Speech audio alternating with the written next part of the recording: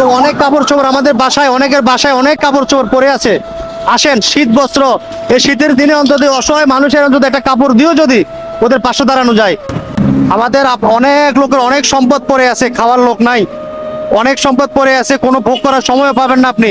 আসেন, এসব অসহায় মানুষের পাশে অন্তত একটা কম্বল হোক, একটা প্যান্ট, পুরাতন কাপড় দিয়ে হোক, এই শীতের মধ্যে অন্তত মানুষের পাশে দাঁড়াই।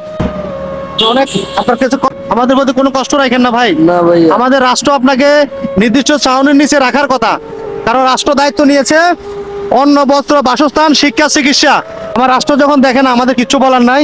আমরা সবসময় আবেদন জানাবো আমাদের রাষ্ট্র, আমাদের সরকার এগুলো অন্তত নজর দিবেন, তাহলে নিশ্চয়ই কোনো না কোনো এই মানুষের দুঃখ কষ্ট একসময় না একসময় দূর হবে। তো অনেক কাপড় চোপড় আমাদের বাসায়, অনেকের বাসায় অনেক কাপড় চোপড় পরে আছে।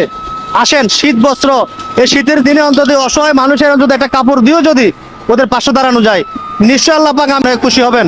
আপনার শুভকামনা এবং সুস্বাস্থ্য কামনা করছি। আজ চলে যাচ্ছি, হয়তো আবারও আসবো বিবেকের কোনো না কোনো বিষয় নিয়ে। সেই পর্যন্ত সবাই ভালো থাকবেন। আসসালামু আলাইকুম।